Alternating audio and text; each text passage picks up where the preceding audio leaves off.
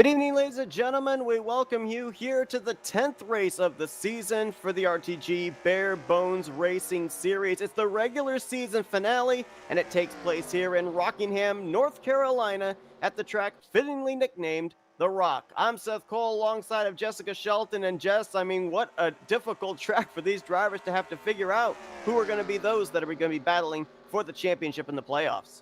Absolutely. We are at a track that's an intermediate slight. I guess you could say it's like right above the short track intermediate level, like it's right there on the cusp. And it takes a lot of technicality to get in these corners, to get a good run off.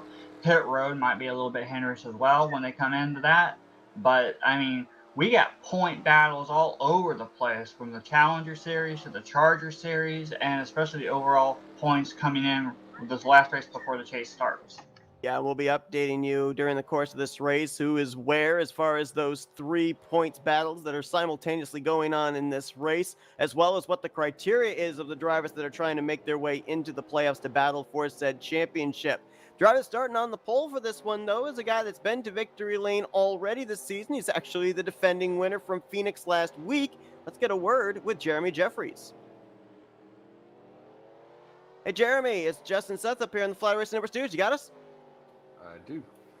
Well, man, your car, or your truck in this case, looks really fast here tonight. You were up there near the top of the board in practice. You put it on point here for qualifying. You're looking good here in happy hour as well. So how are you feeling about this Monster Energy truck leading this field here during race conditions? I'm feeling pretty good. I'm just not sure that being fast is what I need. I need to save some tires. This thing is a tire eater. So, Jeremy, what is your strategy coming into this? You got a whole bunch of people running for points. You're pretty far back there in points. Are you willing to go up there and mix it around there, trying to get this win, or are you just going to pretty much be comfortable around these guys and just let them have at it and just where things fall where it lies? And if you get lucky, you get lucky. Or are you just going to go out there and actually try to win this regardless of who's battling for a championship? I've actually looked and studied who's already locked into the chase and who has a chance. So that's what's going to base that decision. If I know somebody's locked into the chase, I'm going to race them. If I know they're trying to work their way in, I might think a little differently about that. Are you looking at the high side coming into play, or are you looking more on the middle to bottom? I'm like, well, what can we expect from your point of view about where we're going to see the passes made and where the best line is so far that you've been practicing at? The bottom lane's definitely the fastest. I think as the tires wear, you'll move up a little farther and farther. There's plenty of room up high, so if you need to let somebody pass, or if you come up on a guy in a bad spot, if you've got fresher tires, there's the high line could definitely work for certain people depending on their situation.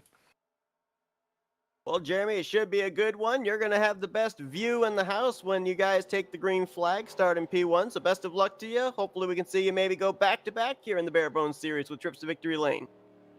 All right. Thank you, Jess. Thank you, Seth. I look forward to a great race. Jeffrey's going to be starting on point alongside of Jeff Supka. Now, Supka coming into tonight is one of those drivers, as Jeremy just alluded to, that is locked into the playoffs, running second in the stands, but he would love to be able to close up the 19-point gap between himself and Dante Ricky to take the 5 bonus points for winning the regular season championship into the playoffs. Josh Metallic and Dave Melson going to be in row 2, Sean Prime and Grant Wesley row 3. Zach Freemo, he's the driver everyone's gunning for here tonight. He'll start 7th alongside of Robert Balcom, and then Dante Ricky and Andre Charest make up the rest of the top 10. Row 6 is going to be Andre Mahjong and Ronald Lucet, Frank Rivard and Chuck McClure in row 7. Row 8 is Sean Kerrigan and Glenn Harris. Row 9, Richard Martin and Andre Rium. Completing the top 20 will be Robbie Nisus and Bobby Farrell. 21st, Jack DeSalt. 22nd will be Jim Glaude, Stefan Martel, and Benoit Plord in row 12. Those were the drivers that took time. The rest of the drivers that did not take time that are going to be the remainder of the field: Cy Jones, Bob LaChance, and Dave Robbins.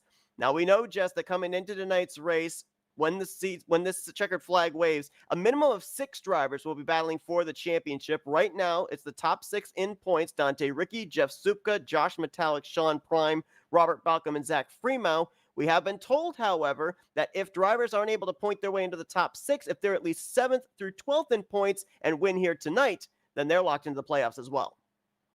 Yeah, and it goes to show that they really have a lot on their mind and a lot on their plate tonight. I mean, you got that cutoff line, and now it's go time. I mean, you got people who are wanting to get up Drivers, there, start wanting to your get in. engines. You got people like you said, Bob LaChance. He didn't qualify. He's near the back, mid pack toward the pack. I mean, you got people who did qualify that are already locked in. Supta, Metallic, Prime. They're already up near the front. These guys that are starting in the back, the question is, do you play it cautious and stay back there, or do you actually have to push yourself early to get up there? I mean, yeah, you're going to wear your tires, which we've seen quite often in many of these races that we've broadcasted, but, you know, points are everything at this point. You need the track position, or are you going to sit there and just relax and hope and pray that other people wreck and screw up on their own? It's going to be a really, really crazy strategy called all race death. Yeah, and if you look at the drivers that come into this race, 7 through 12, Bob LaChance, Frank Rivard, Dave Melson, Chuck McClure, Jim Gloud, I almost think they're in must-win situations, and I'll get to why in just a moment, as Jeremy Jeffries and Jeff Supka about to get this 138-lap regular season finale at Rockingham underway. Green flag is out.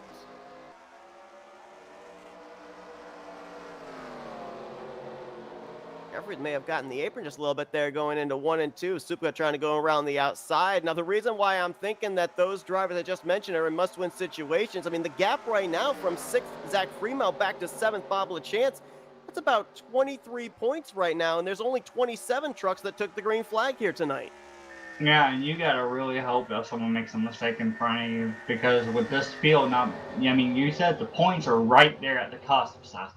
So you cannot afford to make a mistake early, but you're hoping that other people make that mistake real soon, real quick. And you're right. I mean, these drivers, they have no choice but to either hope that someone wrecks out early, which you obviously don't want that, but at the same time, you have to be in a win position. You have to get that top five. And even if you get that top five, that may still not be enough. You talked about that second line being a possibility. Sean Prime, way up, actually took the third groove through 1 and 2 and actually made up some good ground on the back straightaway on Josh Metallic. Yeah, I don't know. We have seen in the past with a couple of these tracks that some of these drivers, I think it might have been either Jeremy or Supta, a couple of races ago that we broadcasted, Seth, they went up that high side where you shouldn't really be going early, and they made it work. So trying to find something early there so it'll benefit them in the long run. Yeah, we even saw Jeff Supka take the race lead away from Jeremy Jeffries using that outside line, that second groove. So be interesting to see if that, as you kind of asked Jeremy early on, if that second line is going to come into play, especially towards the end of this race. And another unique thing about Rockingham, it's almost in a way kind of like Darlington, because you have to approach 1 and 2 a lot different than you do 3 and 4. 3 and 4, really the easiest portion of the track. 1 and 2, especially turn 1, a really heavy braking zone for these guys. I'm watching Zach. He seems like he's very comfortable running this high line. He's on the outside of Grant Wesley, made up a lot of ground already. I mean, I'm wondering if that's actually the best way for him to be right now is on the high side. We see a couple more drivers in front of him actually moving up a little bit higher as well right now. Zach's going to go to the bottom and try to take the 6th position from Grant, which he does easily, and there's a battle for the lead up there. There is a battle for the lead. Josh Metallic trying to have a bookend regular season. He won the season opener at Gateway, now trying to close out the regular season with his second trip to victory lane.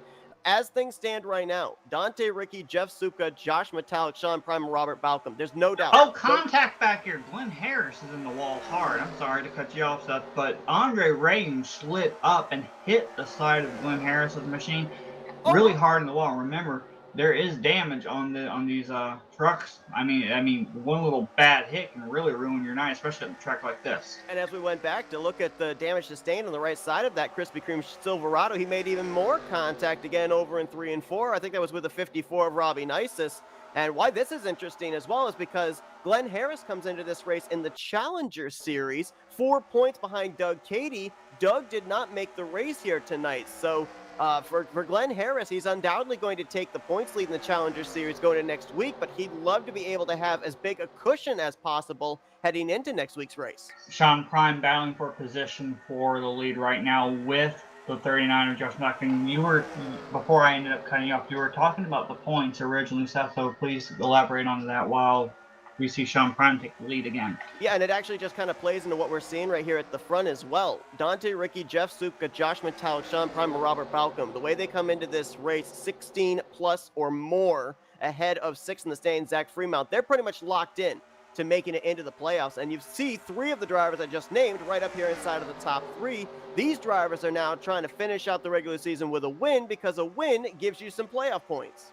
Yeah, they get a 5 bonus points as well for Dante Ricky. If he's able to stay close proximity to, as we see him way up next to the wall up there, Seth, the season champion, like the overall regular season champion before the chase starts, Dante Ricky, if he's able to keep Supta in his sight, if he's able to keep Metallic and Sean Prime in his sight, he should be in good shape to win this and get that 5 extra bonus points for winning the original season championships, that, like that, and going on. It'd be really great for him. I mean, that's something that he really needs desperately to solidify himself into a better position going into this chase. Yeah, I'd say even if Supka, who comes in this race 19 points behind him, even if he won tonight, I think as long as Dante finishes up inside the top 15, to your point, he would lock up that regular season championship, which would give him those extra 5 bonus points. Looking here at the 6 of Zach Fremont, he continues to run that outside line. He and Sean Prime really been the 2 up here inside the top 10 that have religiously run that outside line through 1 and 2, and it really seems to be working. Prime has got himself up to the lead. Fremont's been able to get himself up to 5th, now taking 4th from Jeffries, using the inside line into the entrance of 3. It's making me wonder, Seth. We ran a couple of tracks in the past where we go on the bottom and that tire gets eat up and it gets really hot and everything else, and then a couple laps later we'll run the high side for maybe 3 to 5, 6, 7 laps, and it'll cool our tires down. Then we're able to gain all that momentum back on that inside. I'm wondering if that's the same thing that's playing out here. Yeah, it could very well. I mean, obviously, these drivers have been doing a tremendous job getting through turn 1. I haven't really seen anybody get tremendously out of shape.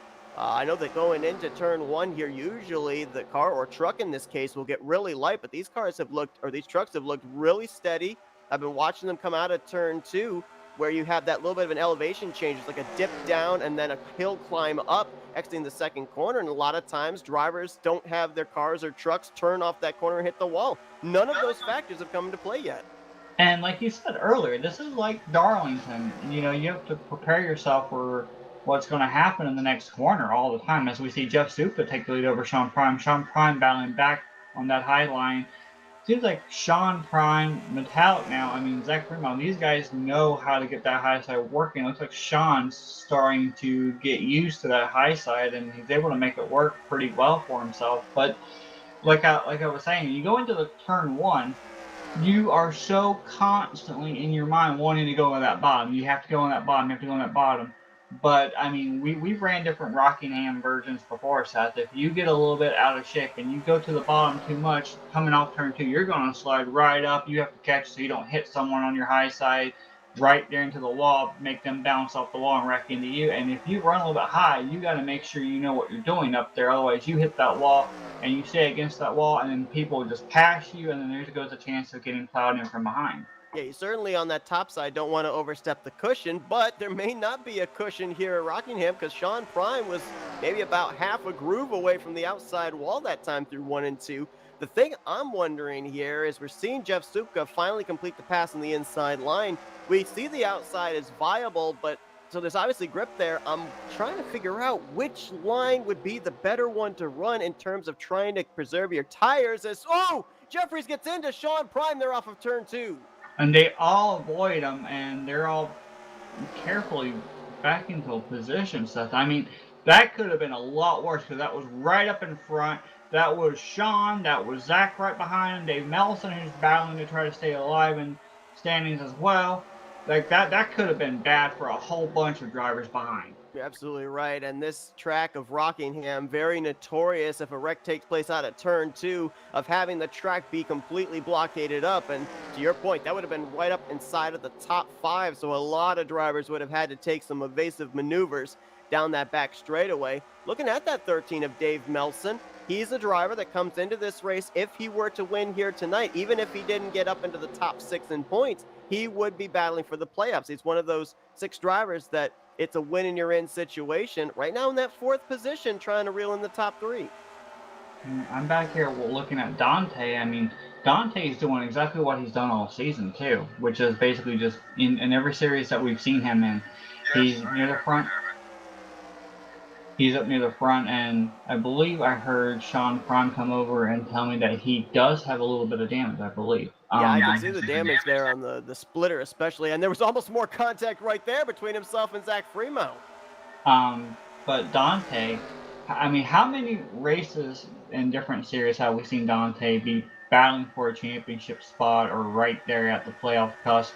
He just sits there and he runs around 15th or 16th and slowly works his way up to the top 10 and just basically stays there. Well, lets everyone else in front of him mess up or have issues or run into problems, and he just sits there and with that consistency continuing like he's been doing, he's put himself in a good position early in this race. So I'm wondering if that's going to be able to stay the same all the way through. As we see Sean was up in the front, now he's falling back. There's a gap between him and Robert Falcon. We've seen Robert Falcon as well. He'll start in the back, not up on the front. All of a sudden, at nowhere, he'll be there at the end, just like with Dante. So we're seeing the same trend starting to happen with some of these drivers that we've come to expect, Seth. Yeah, Balcom started this race from the 8th position, has now made his way up to 6th and looking for more to the inside of Grant Wesley in the 88. Going back to the 15 of Sean Prime, he is starting to fall back. He just lost a spot to Zach Fremont. Here comes Dante Ricky, and I'm trying to see if any visible damage. You can definitely see there's damage on the right side where the 15 is on his truck, and I also see a little bit of damage on that rear spoiler. You have to wonder, as you said, realistic damage, how that realistic damage is going to affect a truck that's hit the outside wall. We saw Glenn Harris do it earlier. Prime has done it now. We're seeing the 15s obviously going the wrong way, so I have to think that that damage is affecting the handling of that truck as opposed to how it was handling earlier. Absolutely. I mean, we see so many races where, okay, well, we're not really worried. We can get hit on the side a little bit, and we're still good to go. At a track like this, that's not the case. If you get a little damage on your side of your machine, or even it doesn't matter whether you get it on the back or the front or the side, that damage is going to hinder you through this whole race. I mean, you just can't do nothing about it. You come in, you're going to get it fixed, but you will lose a couple miles per hour, maybe half a mile per hour off the pace from everyone else. And it's just it's really unlucky that 15 got that damage the way he did this early. I think he told me pre-broadcast here that the pit window we're looking at for these drivers about 45 to 50 laps, and it's interesting that we're about halfway through that, and I'm starting to see some drivers dealing with the struggles off of turn 2. Josh Metallic, Dante Ricky, they were close to the outside wall off turn 2 the last time around, so these drivers used up quite a bit of that right front tire, and now they're trying to see if they can keep the car or the truck from going straight up into the wall off turn 2, now 29 laps into the run. Well, remember, you said Josh Metallic. Where has Josh Metallic been running at most of this race? Yeah. They've been running from middle to the bottom. Yep. They haven't been religiously running that high side like we've seen Sean Prime do, and it's not going to be that good for him in the long run. We've talked about people like Andre Marjan. He'll get up near the front and start pulling away, but he'll use up a lot of his equipment early trying to get that gap, and then he falls back. The two people I'm looking at right now is Supta and Jeffries. They have 1 and 2 right now, and we've seen them in the past. What have they done? Oh, we got a spin on the back straightaway. Sorry to cut you off, Jess. It's Chuck McClure. And I think this did bring out a caution. It did. First caution of the day. Chuck trying to get that 17 pointed the right direction. And Chuck McClure, he's currently tied with Dante Ricky for 76 points total up there at the top of the board with the Charger Series right now. It could have huge implications in that series, as Chuck McClure coming into this race was 10th in the overall standings, was in the category that if he were to win, he would be into the playoffs, and he took a pretty good shot, it looked like, into that inside wall.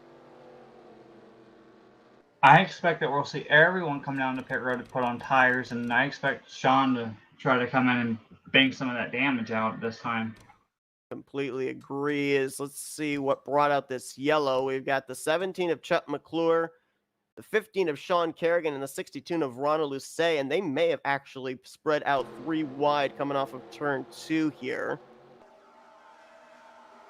Well, 62 just got tight, pushed up the track there out of the second corner, gets into the left rear quarter panel of Chuck McClure, and McClure pancakes the right side pretty well there into the inside wall. And we saw what right side damage, how that affected Sean Prime. So that 17 is going to have, I think, some handling issues to have to deal with. And it's still early on this race. I mean, there's nearly 100 laps that he's going to have to deal with that damage depending on how well his crew can repair it. And I'm looking at Sean Prime right now on pit road, so all that damage, and he's losing so many spots, and now he's going to get underway, but he has lost a ton of spots on pit road because of that small bit of damage he had early in this race. Yeah, the worst part for Sean Prime was the contact that he made with the outside wall. Not only was with the right side, but it was the right front. When Jeffries got up into him, it kind of pointed him to the outside wall. So that would worry me quite a bit in terms of the aerodynamic soundness of that race car. You might not necessarily think aerodynamics are that important at a track like this, but these are somewhat long straightaways, and of course with the CTS physics as well, the aerodynamics and the draft, very important in terms of the runs that you get into turns 1 and 3. The 62 machine staying out. I mean, Seth, they went about 32 laps, 31, 32 laps. What does, and based on what you've seen with the tire wear, we've seen these drivers go way up next to the wall, hit the wall, get a little bit tight around other drivers with a little bit of the draft that they end up getting. When you're behind someone, it just sucks you up, and you have to compensate on how you're going to approach the corners as well, especially over in turn 1 and 2. Like, what do you think moving forward? Do you think these drivers are going to be more worried about their tires now based on that small run that we had? I think right now, based off what we saw just there on that first run, I think you're still going to see them be aggressive using that outside line. Obviously it worked for Supka. It was working for Sean Prime early on in this one as well. So I think you may see more and more drivers try and migrate up there just based on the fact that Rockingham is notorious for long green flag runs. So you want to take the opportunity with these fresh tires to pick up as many spots as possible while everybody is close together. I'm looking at the 17 truck of Chuck McClure based on him trying to make it into this. I mean, do you see any big damage? Because I'm not able to see anything unless it's on the side of the car where I can't see it. It looks like they've gotten the right side beaten out, so we can't see the damage anymore. The contact for the most part was with the right side, more particularly with the right rear quarter panel. It looks like the pit crew's done a pretty good job of putting that truck back together. We'll have to see if that affects him speed-wise. Of course, the bad news for Chuck McClure is with that spin, he lost a ton of track position, so now he's going to have to work his way back up to the front, and you touched on this earlier, charging to the front, just going to wear your tires down more, so how much Goodyear are you going to have left if you get yourself up into the top 10? Well, I'd be worried about this 15 back here of Sean Prime. He's got to really rebound now if he wants to get up here and get at it. Absolutely. Prime spent most of the race up inside the top 5 prior to getting up into the wall off of turn 2. So first time he's really starting back in traffic as we're back underway. Lap 36 of 138, closing in on 100 laps to go. You said lap 36 up? Well, lap 35. Apparently I can't count. I was wondering if I had a glitch with mine, or mine had turned out remote. Oh, Nope. Wow, someone way up against the wall side of turn 3 That's and Dave 4. Nelson, 13. And now they put Sean Kerrigan in the middle, and that's Jim Gloud on the bottom, 3 wide down the front straightaway. Oh my, they're running up on these drivers awfully fast. They're really being aggressive early on for the position. Sean Prime's already gained 2 spots, looking to gain more, 3, 4 positions already for Sean Prime in the 15. He's really starting to make his move back toward the front. But like we mentioned, all this traffic stuff, having to back off, having to change lanes back and forth, having to be patient. You know that patience isn't going to wait forever for it. And we got 63s around here in front of the, and the 62 has hit the 63 along with the 87 of Benoit Plord as well. Andre Ray, it looked like he just got on the little bottom just a tad bit, and that back end snapped on him, Seth.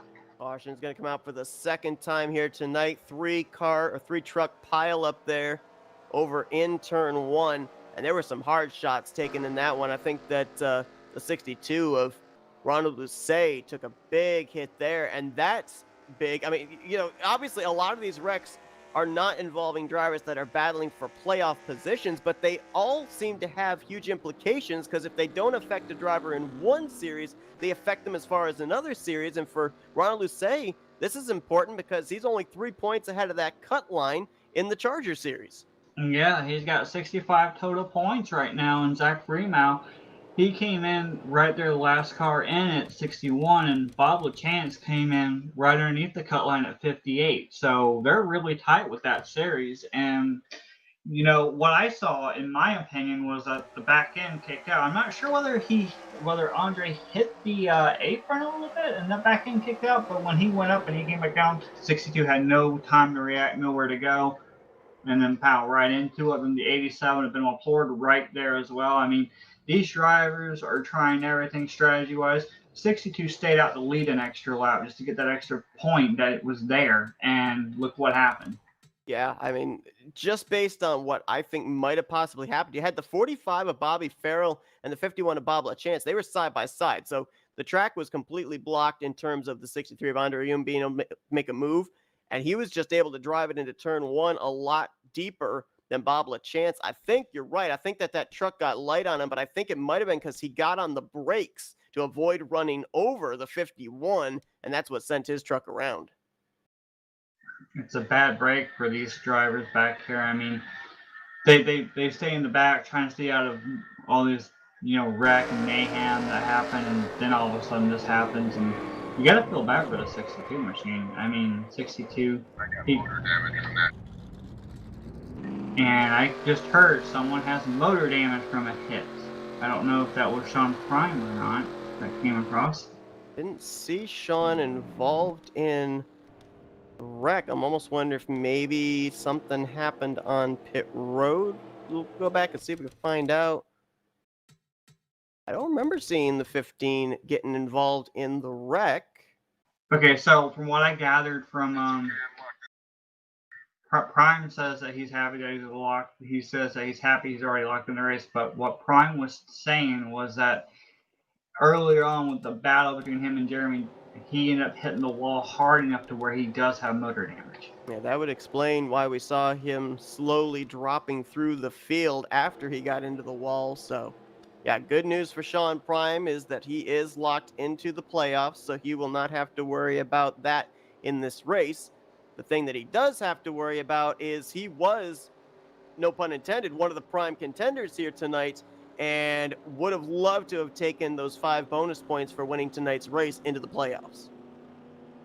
Yeah, I mean, it's a bad situation when you get in these wrecks, but the one thing is like, hey, I'm in. I'm going to go out and I'm going to try to finish out and get what points I can. But at least he's happy knowing that he will be battling for that championship starting next week. So Jeff Supka is going to take the inside here for this restart alongside of Jeremy Jeffries. And what I found interesting just prior to that caution coming out, these two were side by side. And it was looking like Jeffries was getting just the slightest edge for the race lead around the outside. And remember, Supka had passed Jeremy Jeffries for the lead back on the first lap using the outside line. So I'm a little surprised that Supka's not taking the second lane since his truck was so good on the outside line at the initial start of this race. Well, we've seen that a lot of these drivers want to run that middle to high lane, Seth, and with that bottom, you're able to get that advantage and pull away a little bit. But I'm wondering if you're using too much tire on that bottom and compared to running that high side, because we've seen a lot of drivers make up a lot of time on that high side as we get ready to go back to green. Green flag going to come back out here. Second restart of the night on lap 42 as Supka and Jeffries get us underway. And for those that are also wondering as far as the championship battle, if Jeremy Jeffries or Grant Wesley starting their second and fourth for this restart, if they're in the hunt, the answer to that is no. Jeremy Jeffries, who was the former winner from last week at Phoenix, comes into this race currently in the 18th position in points. He is about 28 points out of 12th in the standings, so he cannot point his way in even with a victory. Grant Wesley is 28th in points. Both of these drivers missed quite a number of races at the early portion of the season. And now a lot of these drivers in the back here, I mean, some of these drivers, like we talked about with Sean has a little bit of engine damage. He's trying to make moves. He's actually making moves here. He's passing Bob LaChance, and he's currently trying to pass Arnie Trester, who goes way high and loses 2-3 spots for that move. These guys trying to get around lap cars, knowing that they're a little bit off the pace, a little bit damaged themselves. I mean, at least Sean's trying to make something of it, but Seth, after a while, that damage is going to affect you. I mean, there's no ifs and buts about it. I mean, it's just that it's really going to be aggravating moving forward with how the damage will come into play, the speed won't be there, the handling will go away a lot quicker than what you're used to because of that damage that's already pre-existing. And I just don't know if these drivers right here have a lot of patience to make it like that, because when you're running on a track like this, your patience will wear thin real quickly if you're trying to battle a car that's slow and off pace. Definitely. And, in the fact of Sean Prime as well, you wouldn't necessarily think of it. I think you brought up the fact that this is, in a way, kind of like a speedway and a short track combined. It wouldn't take you long if you've got a truck that's off the pace and you fall to the tail of the field. It wouldn't probably take you all that long to get trapped a lap down under green flag conditions. Yeah, and then you have to not only worry about trying to get the free pass back, you're going to be probably off sequence with pitting as well. Looking at this battle for second, and looks like Jeff Zupka is actually going to let Zach Freemount have the spot going into turn one. Freemount continuing to run that second groove. I mean, I'm a little bit surprised, but not surprised. Oh, when he gets the wall there, I was going to say that 6 has been Didn't look like it was that bad, though. No, but I've been really surprised he's racing this aggressive, because Zach coming into this race is a former winner. He was the winner back at RTG Motor Speedway as well as Nashville, so he's got at least 10 bonus points to fall back on in the playoffs. Right now, if I'm him, I wouldn't be pushing it quite this much, because you have to make sure that you manage the gap between yourself and guys like Bob LaChance, Frank Rivard, who mathematically still may have a shot of being able to knock him out of the top 6. Well, actually, right now, if you look at the top 6 and the way they are, Seth, you had Ron, who actually had a problem a little earlier and involved in the wreck, right? So if you take him, with him being so out of the equation, Bob LaChance kind of mold back there currently. Dave Nelson back there a little bit as well. I mean, he might be off turn 2. That's the 36 of Dassault. He might be in prime position to actually gain the spots and be safe, is what I was going to say. But yeah, we are under caution again. So I did not get a chance to see that because I had the standings up. So I'm unfortunate. It's hard to tell if there was contact or not. I just saw it up on the top of the screen, the 36 car going around off of turn 2, which is proved to be the trouble spot here tonight for sure. And there was contact. I think it was him and Stefan Martel getting together in a battle around the 18th position. Well, before I went to go bring up those standings, I was on board with Stefan Martel, and then right when you said that there was an issue or something, right when the caution came out, I heard what I thought I heard in the background. The motor of Stefan Martel was like a little burp on the brake for a moment. That might have been what I was hearing. I think you're absolutely right, because based off of what we're seeing right there, it looked like Stefan Martel got a big run on Glenn Harris on the inside, lifted, and I think he thought he was going to run Harris over and then just jerk the car to the right to avoid the 08, and consequently got up into Jack Dassault. How bad is the damage on the machine? Yeah, it looks like he got that inside wall pretty good. Did the 36. We're going to have to wait and see, especially once we get back green, just how up to speed that truck is. But he took a pretty good shot into the inside wall. Looked almost identical to the hit that Chuck McClure took into the inside wall earlier. I do want to point out Bob LaChance stayed out to get that extra bonus point, too. That's important there for LaChance. More so for the Charger series than for the playoff position overall. He's going to stay out one more time to ensure that he gets it, because if he would have come down the pit road that time, he crossed past the 7th place coming in when everyone else was pitting. He crossed 7th while people were pitting. So now he stays out to officially lead the lap, because if he had come in right there, Seth, the people who had pit originally, they would have gone around him and he wouldn't have had that chance to lead that lap. The LaChance is going to start towards the rear of the field, but Oh, they got a stack up back here, Seth. Bobby Farrell, light blue 45 in the grass. I was going through the field. I saw people sideways and hitting each other. So I don't know. I'm going to go back real quick and see what happened. And we'll take a look at the replay of what happened as well. And 75, I believe, of Charest might be who this starts with. Slowing up.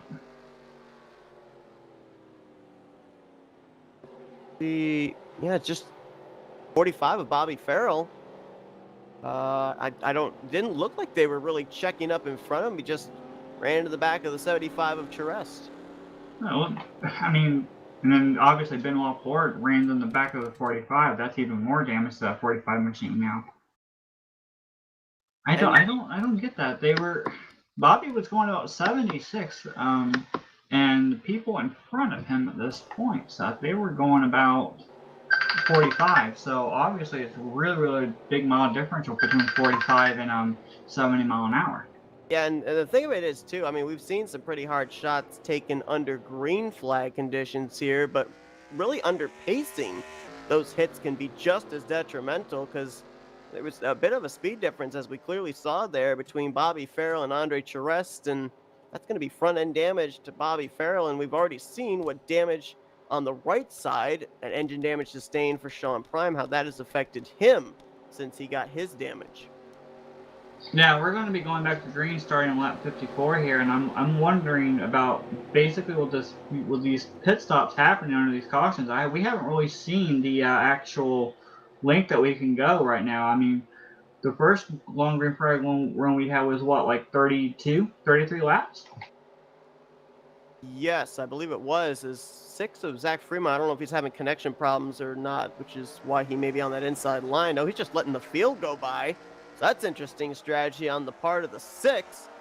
Stacks everybody up. And how about the 72 of Jim Glau? That restarts him in second place. And Jim was the long shot driver coming into this race, 12th in the standings. If he were to win here tonight, he right at this point in time is the only driver that could lock himself a playoff spot, or the lowest driver, I should say, in points that could lock himself up a playoff spot with a trip to victory lane, and looks like he wants it. And as bad as he wants it, look at who's in 6th. Look at who wants it more. Engine damage and all. That 15 machine is right there in the top 10, still dogging right there at the edge of the top 5. I mean, he wants it. I mean, you would think that because he's already locked in, he wouldn't have a problem. Grant goes way high going off of turn 4, but you thought that the 15 was just committed to, okay, well, I'll just run and get what I can get. No, he wants more than that, Seth. Well, not only that, but I mean, even if Sean Prime doesn't win this race, any driver prior to a regular season finale will tell you, I want to go into the playoffs. If I'm locked in, I want to go in with the best momentum possible. So Sean Prime trying to at least finish out the regular season with a top 5 run. Looking at the 84 of Dante Ricky, he just got around Andre Mahjong. That was for 10th. Now looking to the inside of that bright green John Deere 43 of Richard Martin. Ever since Bobby Farrell also had that damage, Bobby's actually been dropping, Seth. He's somewhat up to pace on that high side, but he's battling currently 157 of Stephon Martel. You were talking about how Dante's battling up there. I mean, Dave Nelson's continuously to fall back as well. Yeah, Dave Melson, the 13, was running up there inside of the top 5 prior to I think it was the second caution. Now under fire from Andre Charest on that outside line. It's a battle for around the 14th position. And you talked about that 45 of Bobby Farrell. I believe Bobby Farrell, after the stack-up we saw between himself and the 75, as well as the contact with the 87, did not come to pit road. So he's out there with whatever damage he sustained under the pacing period. Yeah, I mean, I thought that the damage would have been a lot more significant on the 45 machine, but it doesn't look like it was as significant as I thought it was going to be. I mean, I don't know. I don't think he had even a chance to come in to fix that damage because they went right back to green right away when that happened, the following time around. So I don't think he has had any chance to come in and fix that. I'd love to know the strategy of the 6 of Zach Fremont. He was to start 3rd on that restart, coming to green. He has now dropped back to the 21st position. As far as I'm aware, that 6 truck does not have any damage, but it looked like he willingly moved to the inside and let everybody by on that restart. So the only thing I can possibly think of is he's gotten himself up there to the front. He's charged up to the front. He knows what his truck is capable of. Maybe now he's in tire conservation ride mode and he doesn't want to have anybody behind him pressuring him, which is what would be the case if he were up at the front. Speaking of the front, Seth, that 72 machine still leading the pack in front of Jeff Supka and Jeremy Jeffries. Jim Glaude. Boy, what a Cinderella story that would be, is I believe that's a Bobby Allison throwback that he's got on that 72 car as well. Beautiful looking livery, and right now trying to see if he can pull off what would be the upset of the season, no doubt, trying to get his first win of the year. I'm trying to think, Seth. You got Stefan Martel and Terry Bumble. I don't know. Is Terry even in the field tonight? No, Terry is not in the field tonight. That's why I haven't mentioned his name, because he was one of the drivers that if he were to win, he is inside the top 12 in points. But since he's not in the field here tonight, he will not be a part of the playoffs this season. Yeah, I was trying to find out where he was. I mean, he had a shot with the Charger Series here. He was 55 points. He was 2 points back from where, the cutoff line was right there. I mean, he had a shot. I don't know what happened, but I mean, whatever happened, I just don't know something. They're really getting racy back here around where Zach is. Zach just barely got in touch with the Stefan Martel machine, and Stefan Martel went sideways. 57 with the save, so we remain green. And they're Jim still Glaude stacked is up also back leading. here because of the 57, losing that momentum. Jim Glaude has lost the lead, and Jeff Supka resumes the lead once again. Yeah, we saw the car of Glaude getting stuck on that outside line. Supka and Jeffries getting around, and now it's the duo of Wesley and Metallic, as well as Sean Prime in the 15, trying to get around on the inside there. Robert Balcom back there kind of waiting in the wings as well. And then Dante Ricky back there in the 84. And you touched on this earlier, and I just want to kind of expand on it a little bit. I mean, we've seen in a number of series, Glaude gets the wall off of 2, but we've seen a number of series that Dante Ricky has been really a prime contender, picking up wins and whatnot. Here in this series, though, it's been typical Dante Ricky, where if he's not out there winning, he's at least being consistent.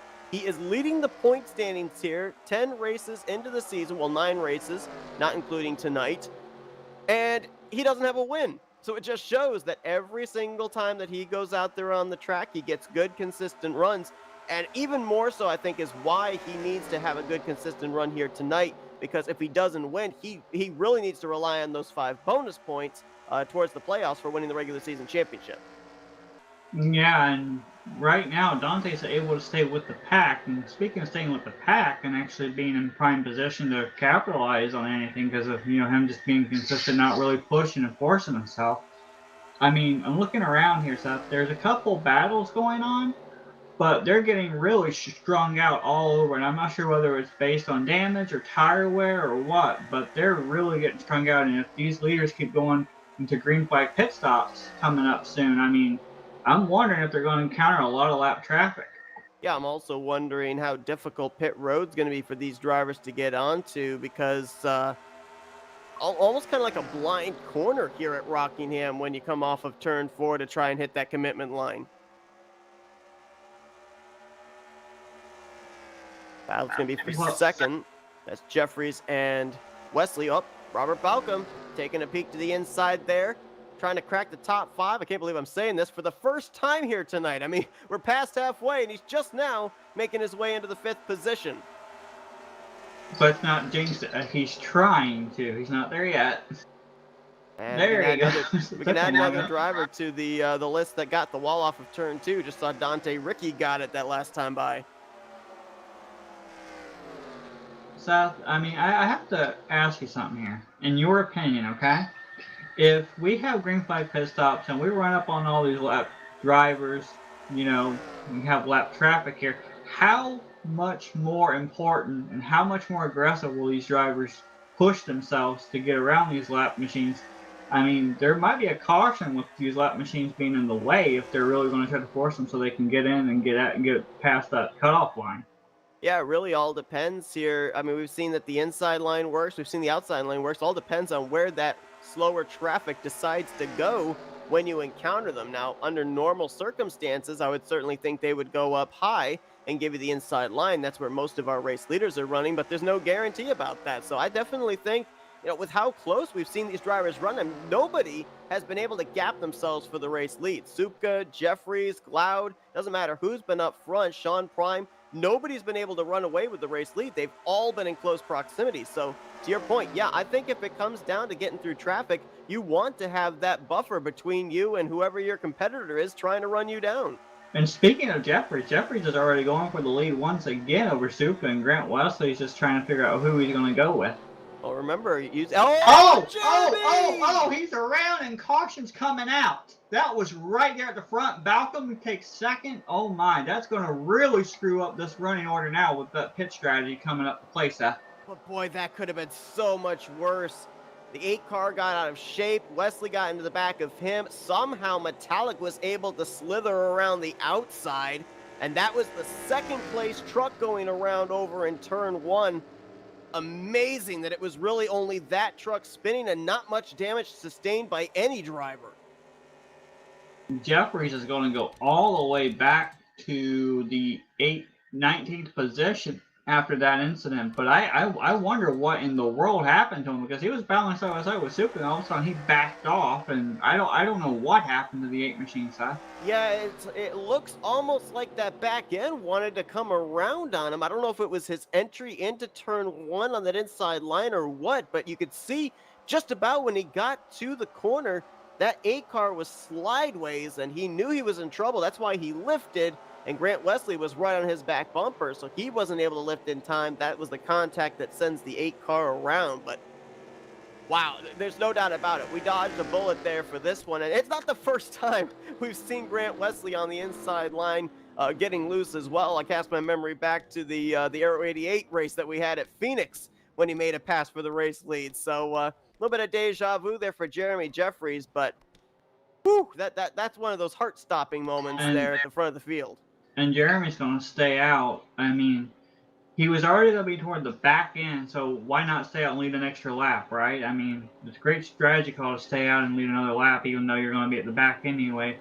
I'm wondering, Seth, that he didn't touch the apron at all, did he? No, he didn't. No, he was about maybe a half groove above that white line going into turn 1. I usually with an open setup, I've seen how that back end kicks out, because we try to make our cars really loose in that regard. But that I have not seen that happen with a fixed setup with realistic damage. I've not ever seen that really happen unless the setup's really loose.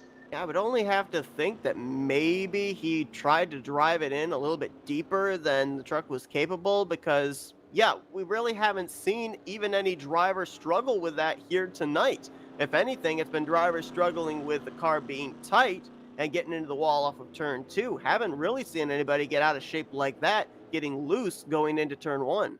The bad news for Jeremy is he tried to stay out to lead the lap. He crossed the line originally around 18th or 19th, and then when he came back in, he just come in now. He crossed the line second, which means that Supka was able to get around him to catch up to the pace car before he hit the start-finish line, so he unfortunately will not lead that lap.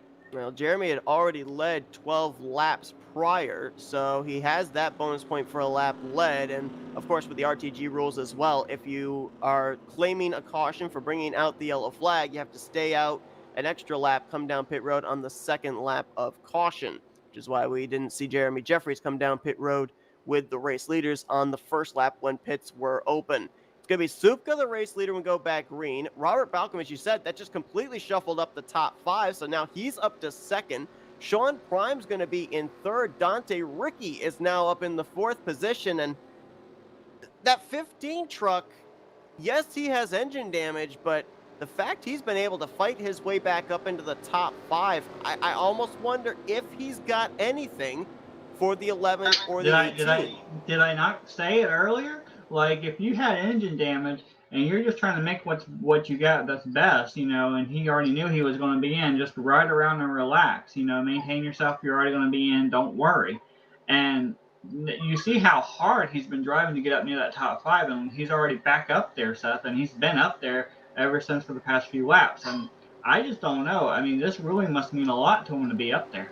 Yeah, that's got to be all driver too, because I just don't see if you know you have engine damage, and as we visibly saw after he had gotten the wall, how he was dropping through the field. I just don't see, unless it's the way the driver is pushing the truck, I don't see how that truck is capable of being up here, even inside of the top 5. But he is, and he's going to line up behind Jeff Supka, who's going to lead us back to the green flag with 60 laps to go here tonight at Rockingham.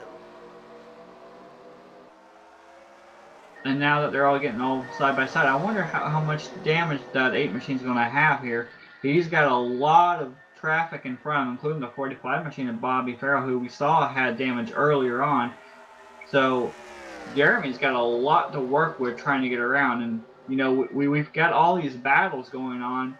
Oh, the 57 really loose going in that corner, Seth. I mean, Jeremy's trying to navigate through all this traffic just to get a chance to get back up inside the top 10. But the question is, how hard is he going to push that machine to get up there? Yeah, much like the point I made with Sean Prime earlier when he was back there, a truck that had spent most of the day up in the top 5 having to battle through traffic, but he was able to make his way through traffic pretty well, so we'll see if the Pulsar is able to do the same as Zach Freemo and Frank Rivard get together off of turn 4 and spin to the infield grass. Yeah, I saw that. I just had gotten a message from Sean Prime at that one moment, Seth, and I'm going to touch on Sean Prime in a moment, what he said, but that's going to be big implications for the 35, because the 35 was trying to make it and to try to stay in, too, so I'm wondering how much damage that 35 is going to have, because he was running right up there in a good position to try to make some points for the Charger Series. May have been one of the better places to have a wreck, because I don't think that either Rivard or Freemo hit anything. They were able to spin to that infield grass and go down no further, so they might be okay. But that's the first time we've seen turn 4 come into play with a caution here tonight. Rivard with 65 points, Ron Luzier with 64 points, Zach Freemo with 61, right above that cutoff line for the elimination. So that's really close.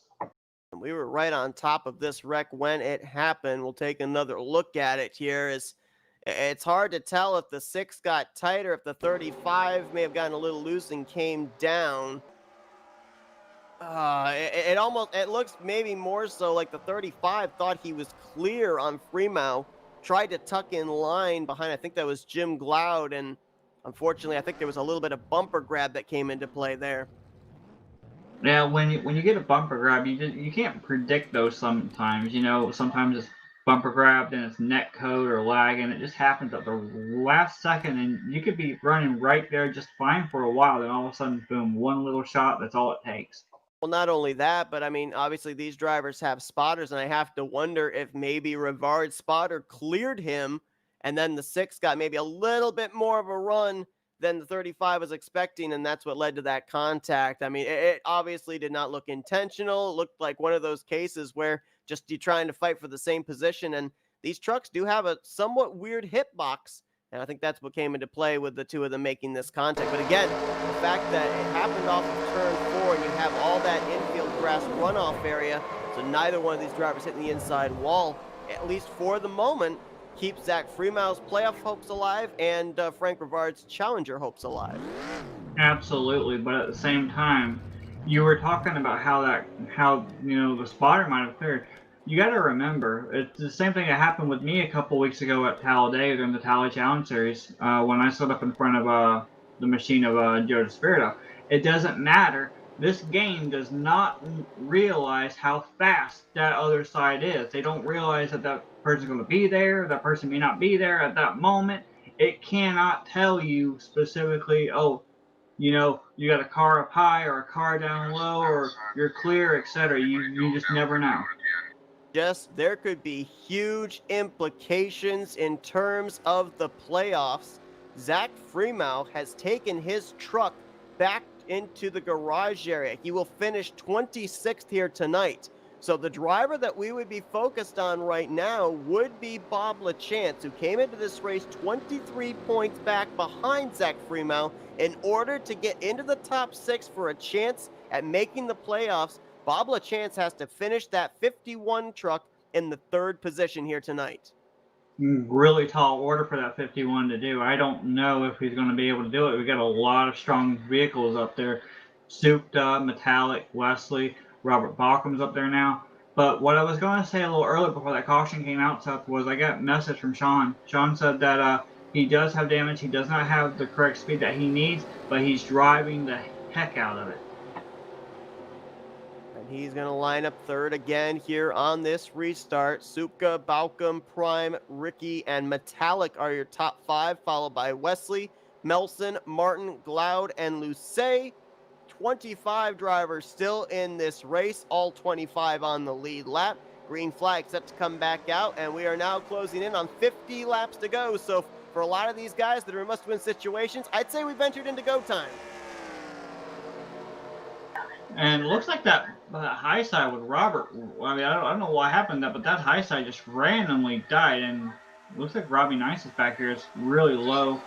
Almost thinking about 3 wide with Jeremy. Jeremy goes back to the bottom. But, I mean, it just seems like what I'm noticing on the start, Seth, is that the 57 and Stefan Martel is always seeming to be really loose. So it must be really bad at the very beginning. These runs is how loose it is. Speaking of loose, Josh Metallic was down on the apron there through 1 and 2. So, yeah, maybe on the newer, fresh tires, the cold tires, maybe that's why we're seeing that little bit of a loose sensation going into turn 1. But I'm surprised that we didn't see that in the first 50, 60 laps. We're all of a sudden starting to see it now. We had a spin off of turn 4, but no caution apparently. Yeah, Frank Rivard's way back here. He's just now coming off of turn 4. Might have been the 35 machine. It was either the 35, maybe the 87, one of those two, running there towards the rear of the field, but no yellow flag came out for it. We still remain green. The battle continues to be from 3rd place on back, and this stack up all leading back to, as you said, Robert Balcom not really getting the best of restarts there. Yeah, and that's kind of amazing to see that the 18 struggling on a restart. We don't really see that. Grant Wesley way down there on the bottom. Yeah, that was a stack up of Metallic almost getting the wall, then almost coming down to Jim Gloud, and Wesley thinking they were going to wreck. He dove down way to the inside in case they did make contact. That now stacks them up from the 7th position on back with Wesley, Ricky, Martin. Oh, there's a bump by the 75 to the 15, and there's a round. John Kerrigan. Bobby Farrell's been collected up in it as well in the 45. Yeah, I was watching that when that happened. I was going to mention that Chuck had been doing a really good job to bow back close to the top 10. And just as I said that, I went to go check, and like right in front of Chuck, and the 75 just barely gave a bump to Kerrigan's machine and just went right around. It goes back to being patient and realizing that there's going to be checkups, Seth. Yeah, but when we start getting into 50 to go, usually the patience runs out, especially when drivers are running mid-pack to the rear of the field. We're going to go back and see if we can find first that spin off of turn 4, find out who was the culprit of that, and then we'll take a look at what brought the caution flag out. And indeed, it actually was Frank Rivard, but it actually wasn't just a regular solo spin. Looks like there were about 3 trucks involved in this one, which surprises me that a yellow flag didn't come out. This is, I think, Glenn Harris in the 08. He and Andre Mahjong make contact. They go for a spin.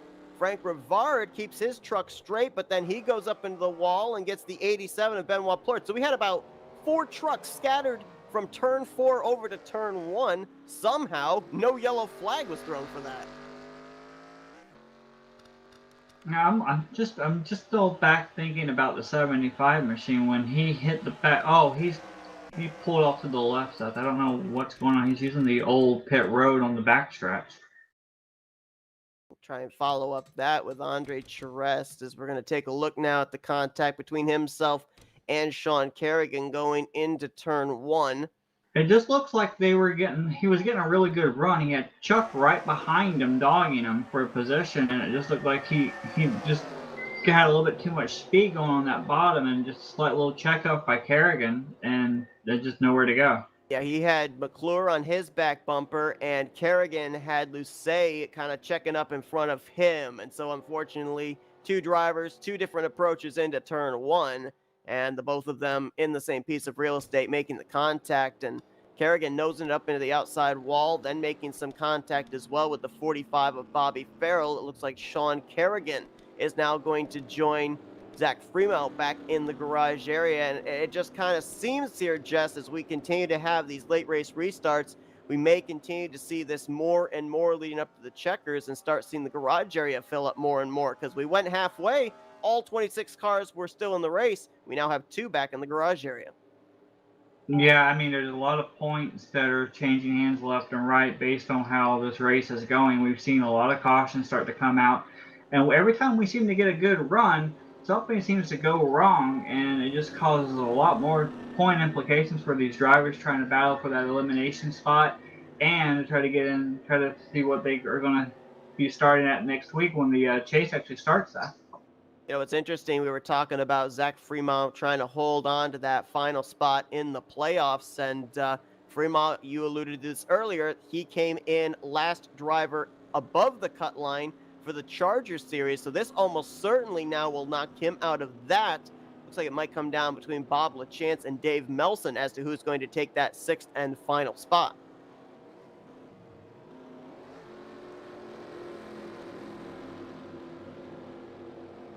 Lights are out atop the pace car, getting ready to go back green flag racing yet again. If my calculations are correct, it's going to be with 45 laps to go here this evening.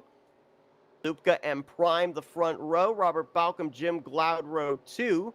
Row 3 is going to be Josh Metallic and Dante Ricky, followed by Grant Wesley, Richard Martin. Jeremy Jeffries has now been able to work his way back up to 9th, and completing the top 10 is going to be that 62 of Ronald Lucet. We mentioned that Bob LaChance, in order to be able to get into the playoffs, he has to finish 3rd or better. Right now, he is going to be restarting in the 13th position, and he's got less than 50 laps to work with to try and snatch that playoff position. Yeah, we're about to go back to green here. I mean, Seth, 93 right now, we've completed, going on 94, starting right here. As we go back to green, the green flag is going to come back out, and I just don't know what we're going to look at with the strategy coming up now, Seth. We've seen that high side get a really good run, and actually it seems like he's able to hold it this time on the high side. We saw Robert, he had a mess up earlier on when that high side didn't go, but this time Sean Prime is able to capitalize it.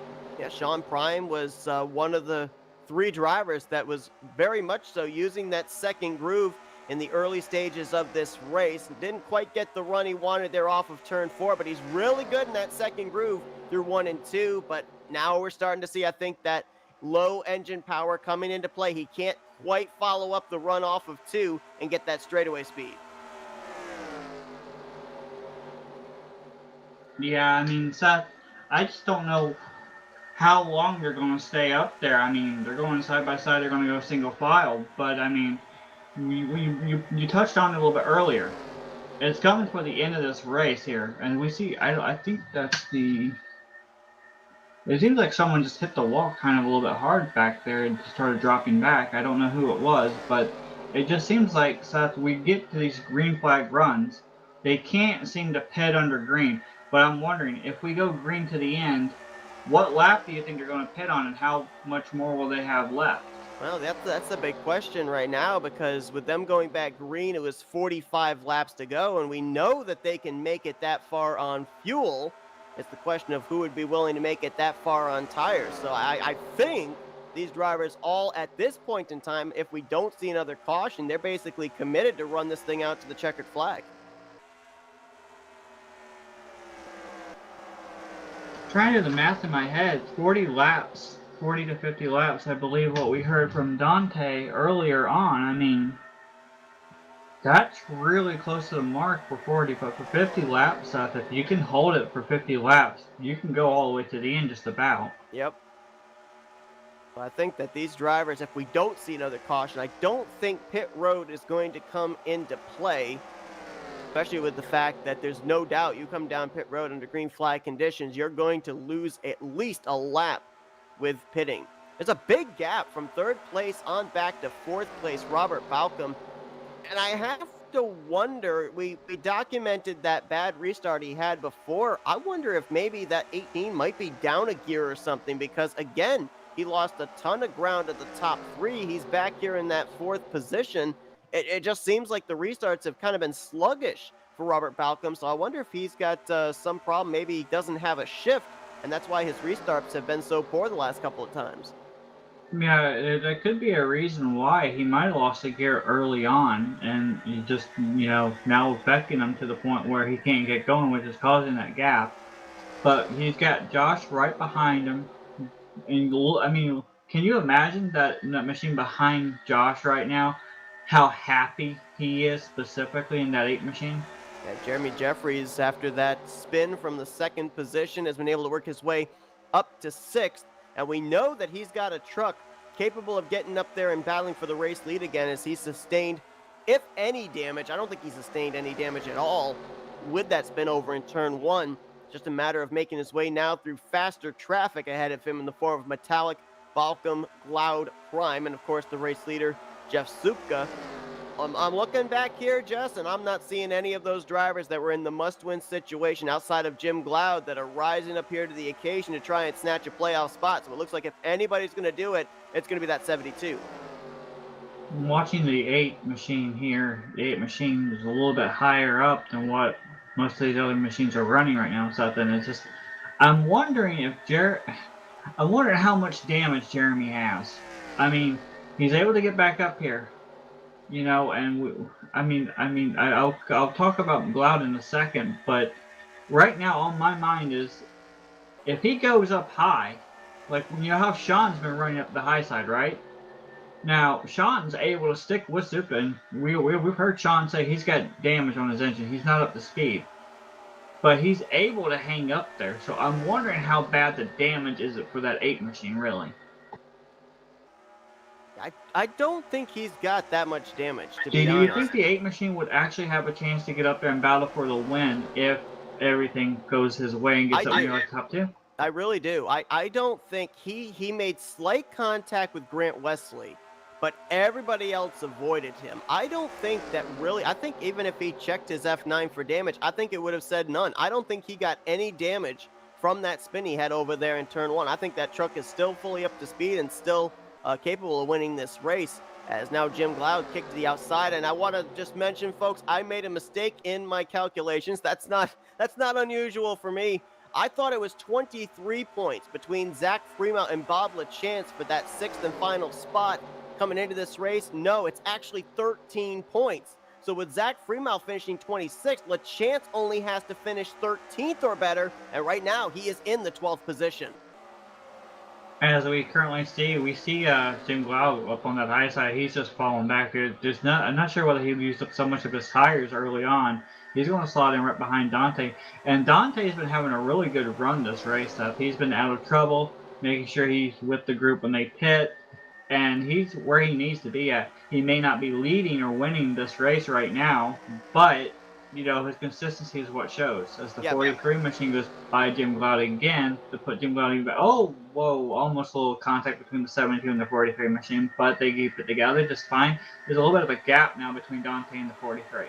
We've also got the 13 of Dave Melson back there. He's in the win and you're in scenario. And going back to Dante Ricky, I mean, yeah, he's kept his nose clean, but I have no doubt, even though he's coming into this race trying to get those 5 bonus points for the regular season championship, if he is in a position to win this race, he will not hesitate to take the opportunity of trying to get an extra 5 bonus points for winning as well.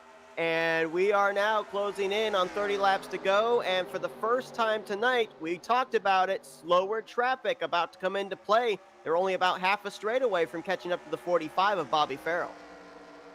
Yeah, and it's hard to figure out where that 45 machine is going to be at when they catch him. I mean, we see that these drivers want to run the high side to save a little bit of time, but we also see them run the bottom. Caution is out.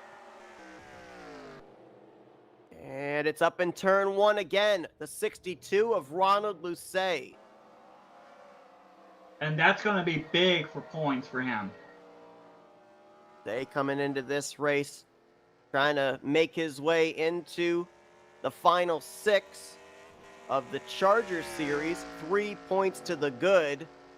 And I believe this is the second wreck that 62 car has been a part of here tonight as well. So he already had some earlier damage and just added to it there.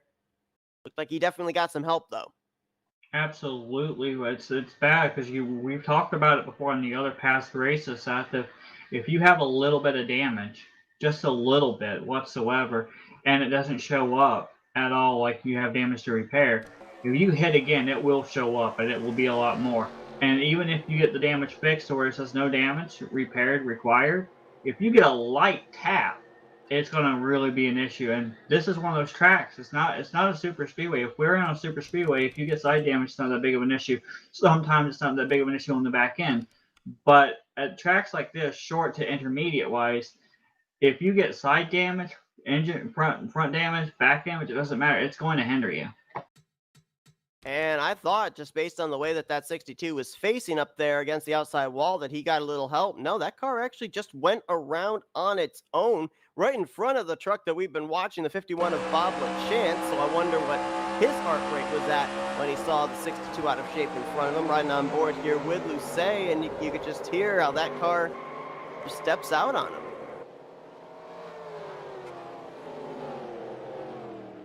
And why that's kind of interesting is because, we saw other drivers getting loose on restarts and attributed that to, the cold tires, but we were pretty long into that run there, so we can't attribute it to the cold tires in that scenario.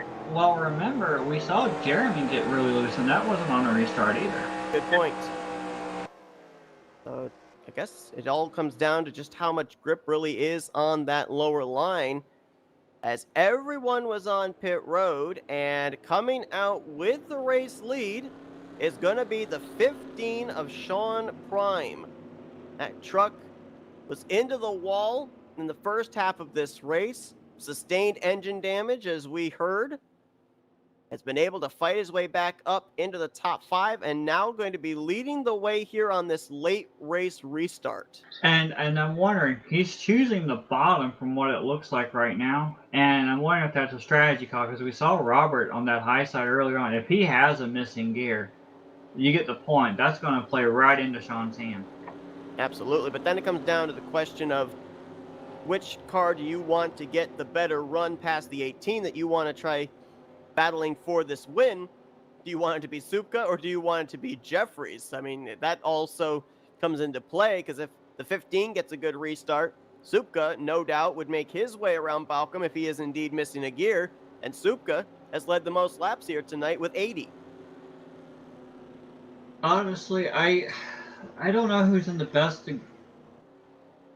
I mean, I'm just sitting here looking at his behind him, Seth. I mean, you got Jeffries here, you got Josh right there as well, and these guys are the guys that are up in the top in points as well. I mean, we're already past that moment. We're at lap 114, coming to lap 115 when we get restarted with this race. It's go time. They're going to be really aggressive now.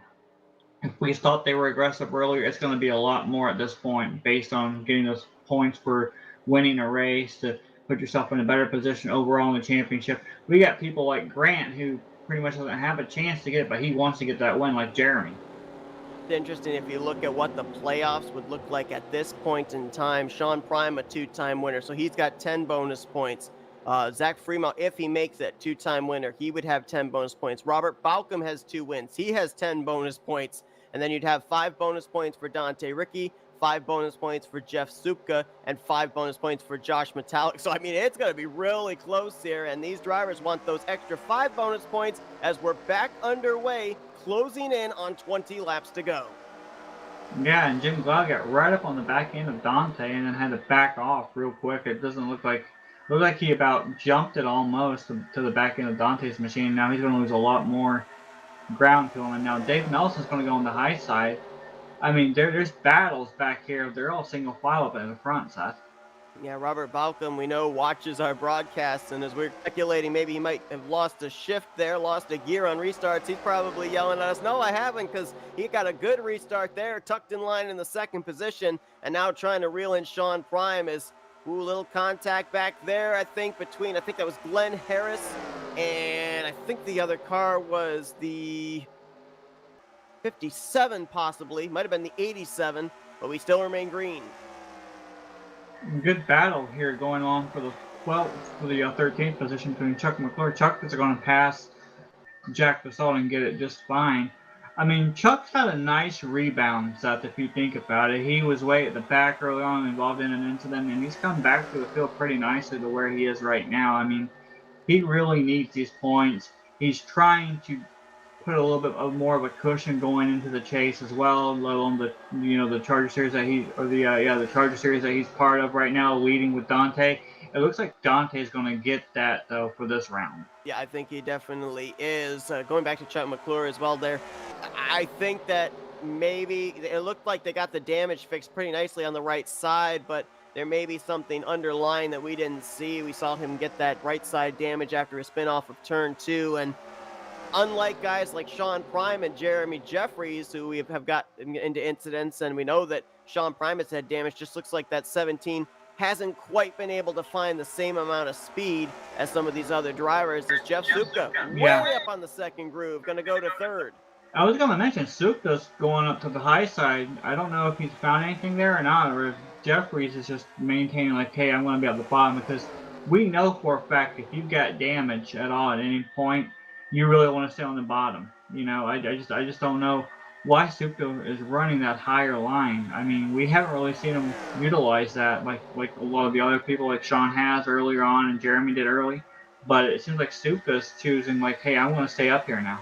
Well, with him being up there, obviously the top two are seen as a threat. Both Sean Prime and Robert Balcom keep moving up there to block him going into turn 1 and into turn 3. So obviously there is something up there. Sean Prime we saw up in that second groove early on, so he knows there's something up there.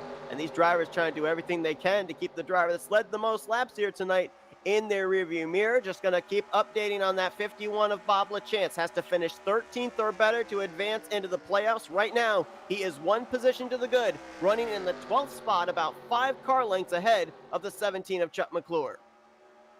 And you notice Josh Metallic is right there. He's right there waiting to see what's going to happen. As Stupa goes on the inside of Robert Balcom going in turn 4.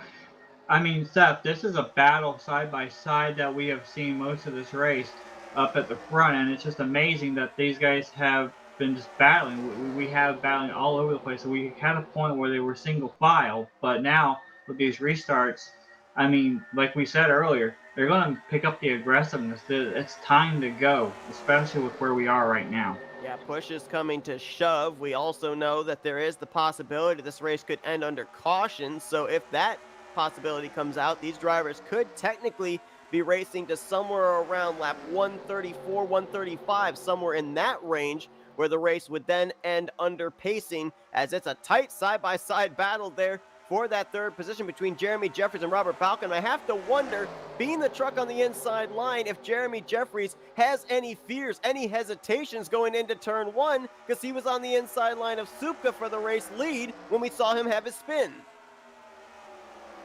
I'm just wondering, you know, we talked about it before with how he was when that incident did occur earlier, right? So I mean, you would be a little bit hesitant going around someone who had that issue earlier, but lap after lap after lap, we keep seeing they're running just fine.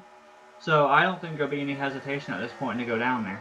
Grant Wesley gonna try to take the 5th spot away from Robert Balcom, and I'm feeling like it's just a matter of time before Supka makes a move on Sean Prime, or will he have Jeremy Jeffries battling him for the second position first? Looks like it's going to be the latter. Jeffries looking to the inside in 3, couldn't quite get there.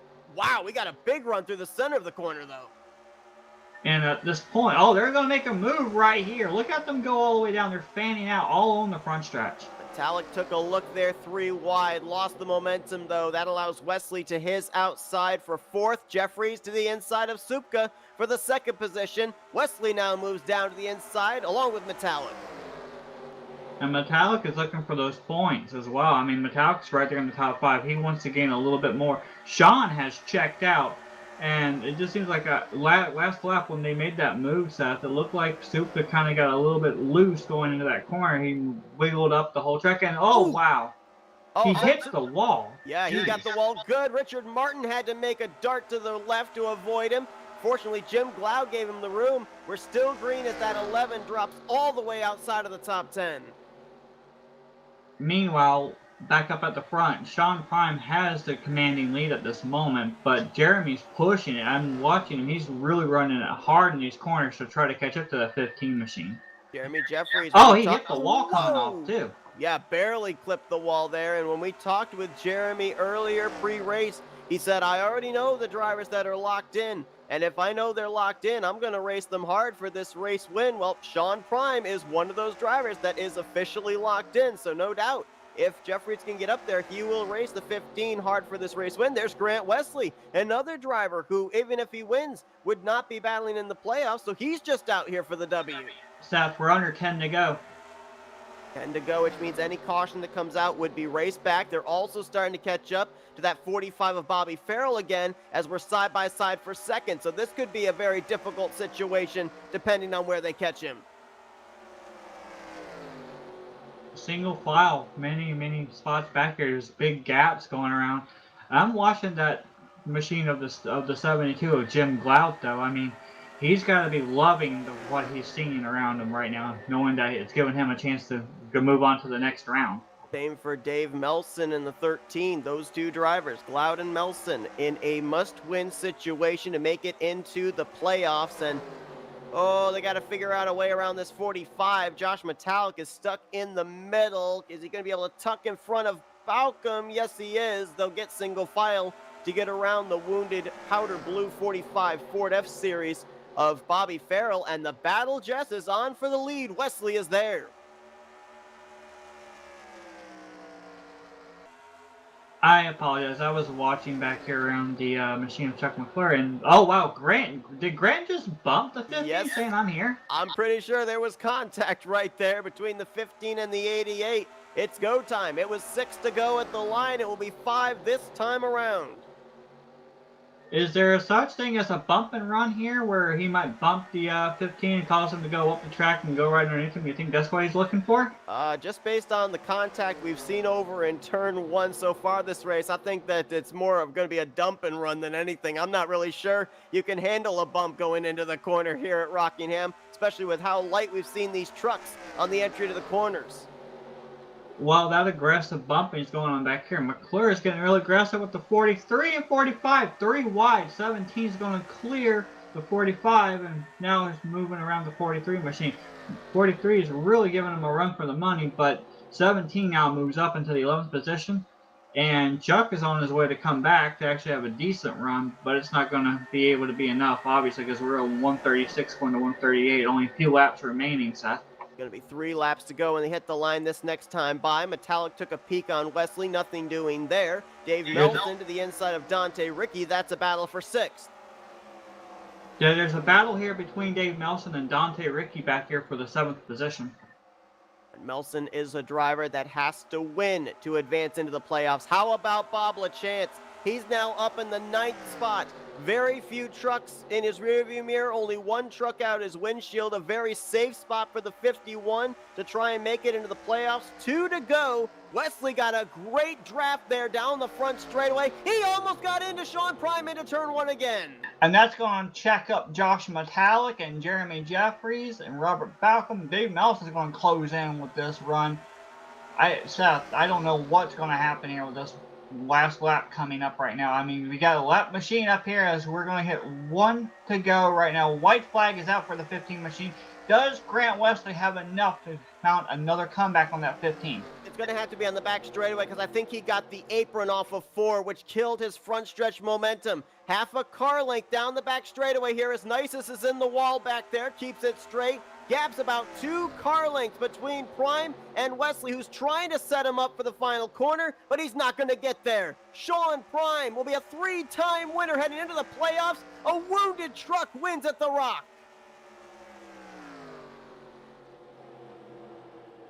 When we heard the 2 words, engine damage, I thought that was Sean Prime's race over.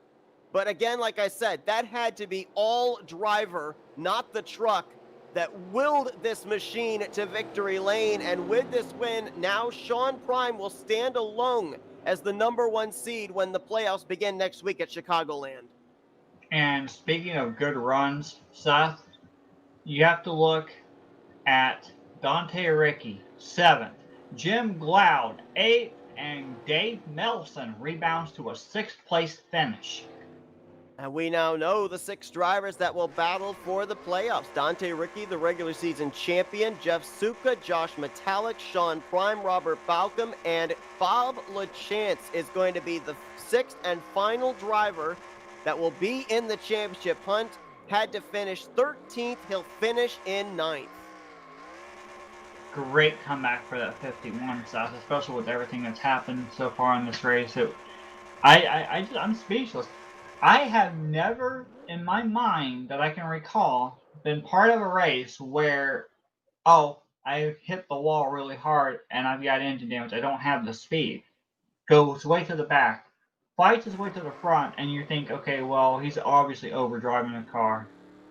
And all of a sudden, look where he's at. He wins the race. He's been up front the whole time. I don't think I've ever been a part of a race where that's happened. Yeah, and I can't remember a race, especially a race coming into a playoff scenario where I've been wrong so many times. As I said, I didn't think Sean Prime, when we heard he had the engine damage, was going to win this race.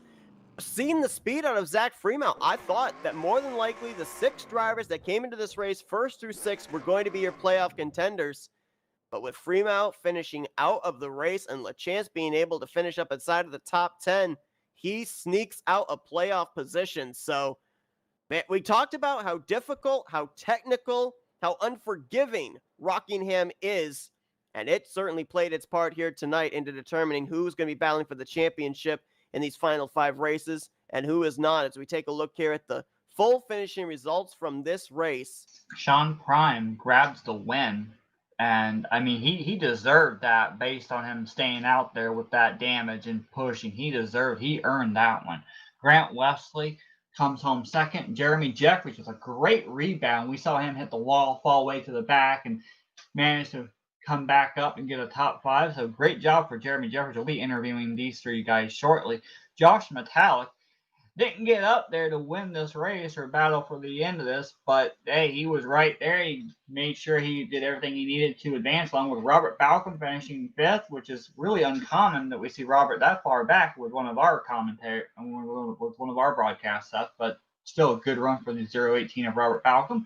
Dave Melson comes home 6th. Dante Ricky, your overall original, your normal, I don't know what the word is I'm looking for. So the non-chase series champion, I guess you could say, is Dante Ricky. He gets that 5 bonus points that he's looking for moving forward. Jim Glaude, great run for the 72 machine. 8th, as you alluded to earlier. 51, Bob LaChance comes home 9th. He points his way into the chase. And 10th, 27 of Andre Marchand, which we really didn't talk about him at all tonight.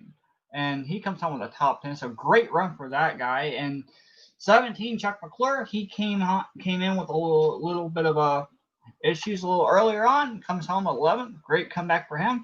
Richard Martin, another one of those silent guys back there. Great battle with Chuck McClure toward the end of this race. Comes home 12th. Jack DeSalt, 13th. The 11 of Jeff Supka, who was up at the front, and we thought he had a really good chance of being there to be a threat with the 8 of Jeremy Jeffries and Sean Prime at the end of this race. Had that issue, went way to the back. He finishes 14th. 15th, Benoit Plord. 16th, Stefan Martel. 17th, Frank Rivard. 18th, Andre Raum. 19th, Andre Cheris, and 20th, Cy Jones. 21st, Glenn Harris, and that will be the last car on the lead lap. 21st and 22nd, 1 lap down, Robbie Nisus and Bobby Farrell. Out of the race, Ronald Luzier, Sean Kerrigan, and unfortunately, Zach Freemouth will be the last car in the field that finishes. And for Zach Freemouth, this is going to be a double whammy. We already talked about the fact that this knocks him out of the playoffs over in the Charger Series as well. Looks like 2 drivers move in, 2 drivers fall out. Chuck McClure, Dante Ricky, Jim Glaude, and Frank Rivard, they all are safe to advance into the 4th round. But Ronald Lucet and Zach Freemouth, they will fall out. Bob LaChance and Dave Melson, they will move in with their finishes up inside of the top 10. So, boy, Rockingham shaking things up quite a bit. We're also going to have a new points leader over in the Challenger Series. Glenn Harris finishes the evening out in 21st. Doug Cady did not take the green flag, so Harris will take the points lead, but I don't think it'll be by much since he only finished, 6 positions ahead of last place. So maybe about 2 to 3 points I think he'll have over Doug Cady going into next week. Absolutely. And looking at the overall picture of the Charger series, I mean, Seth, we've talked about it a moment ago. A lot of these drivers battling for positions all over the Charger, the Challenger, the Chase itself, all over. There were battles constantly, and then toward the end of this race, it got really aggressive. We had a lot of good drivers end up retiring or falling to the back. Supta, we had Chuck McClure, we had Zach Fremont. They all ran into issues. Ron Luzier, he ran into an issue. Frank Brevard, he had an issue earlier on. And, it's unfortunate for these drivers because their season had been so consistent to this point to actually be up there. And that's really got to hurt your momentum moving forward. But now it's a chance to regroup and just go out there and win for the wins if you're not in now. How difficult was it to work your way through the field after a mistake? We're going to be finding out from at least 2 of our 3 drivers. And let's kick things off with the driver that started on the pole, finishes the evening out in the 3rd position after leading 12 laps. That's Jeremy Jeffries. Jeremy, it's Seth and Jess up here again, the Flatout Racing Network Studios. You got us? Yeah, good to be talking to you guys again. Wow. I mean, we saw you up at the front early on in this race. Then we saw you drop to the back, and then we saw you work your way back to the front again. It looked like there was a lot of different grooves to be able to utilize here tonight at Rockingham. So how easy or how difficult was it to work your way through traffic back up there into the top 3? It was once I got in the back, it was a little challenging to get through some of the slower traffic because there were a lot of grooves, but they were using them all. And then once I got up towards the front, everybody was just so equal, it was so hard to pass. And then you might have saw that if you got hung up in that high lane, you kind of just went backwards there towards the end. We saw quite a number of cautions come out in this race, so we didn't really get to see pit strategy come into play. But how much in terms of tire wear was Rockingham here tonight? Because we saw that a number of drivers were able to find grip in multiple lanes, so it made it difficult to figure out which was the lane to run to try and preserve those good years. Oh, tire conservation was definitely necessary, and I think it benefited Prime up there in the front because everybody behind him was just racing, swapping positions. We were having a blast, but we were also wearing out our stuff. Yeah, Sean, I have a question. How bad was that damage? Because I mean, not Sean. Oh my gosh, I'm so sorry, I messed that up. Jeremy, how bad was your damage when you hit that wall? It wasn't bad. It gave me a little bit, but I don't think that really affected anything. Not as bad as when I actually put Sean into the wall in like lap 3. I felt awful the entire race, and then he comes back and wins it. And I was like, I need to hit him more often, apparently. Is that how it's going to work moving forward? You guys are going to just start hitting each other now? Nah, never. I felt so bad, and I'm so happy he was able to get his damage fixed and come back and win this thing. Well, based on the damage, we had talked a little bit about how, this is more of one of those technical tracks. It's not a super speedway where if you get hit on the side, it doesn't really do much to you. How much does a small bit of damage on your side or even a little bit on your back bumper affect you at a track like this? Because we saw drivers who had gotten into a little bit of damage. They were getting a little bit more loose than what we've seen. And I mean, I just don't know. The bottom, the top, you said you were going to run pretty much top a little bit, the middle groove, bottom's where you want to be at to make aggressive passes. I mean, with the little bit of damage that you had, even though it wasn't that much, how did it affect your machine after that compared to before? I think it just made me a little tighter. It's that little side damage, and you're already kind of a little bit aero tight with everybody lined up like that. You're sliding the nose, especially off turn 2, and I think it just made it a little bit worse. But surprisingly, you probably caught it on lap 74. I spun out on my own underneath Zupta, and I had no damage at that point. So I would say rear end damage would have made it a lot more loose. Is that what you needed? Was a little bit more loose to actually possibly mount that charge that you needed toward the end of that? I think I needed more tires. I think I needed to sit back. I think Grant there towards the end of that last run just kind of sat back there and watched us all race each other, and then came through and passed us all and got up to second. And that was a smart move.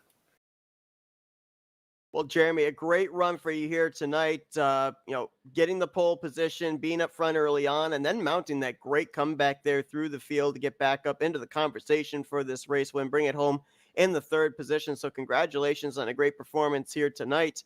We're now going to turn the microphone over to you. Let you do some shout outs. All right. Shout out to the Flatout Racing Network and, you all, Jessica, Seth. It's a lot of fun. I can't wait to watch the broadcast back. RTG owners, admins, drivers, great time, especially tonight. I don't know. I was saying this before I got pulled up in here to the room that I've raced hard all season. You all have seen me, run pretty hard at certain points, but I don't think I've ever, well, not ever, but I've run that hard for 20 laps straight in a long time. It's been a while, and it was all good, fun, clean racing. And, shout out to Prime for winning it, coming back from that damage. Grant, Josh, Robert, we were all up there fighting Zupta. I think he might have got put in the wall there at the end, but it was so much fun. Well, Jeremy Jeffries brings it home third place here tonight at Rockingham. Once again, congratulations on the great run. And unfortunately, we know you're not going to be battling for the championship, but we still look forward to seeing what you're going to be bringing to the table here when you guys begin the playoffs here for these final 5 races of the season. Yeah, thanks, guys.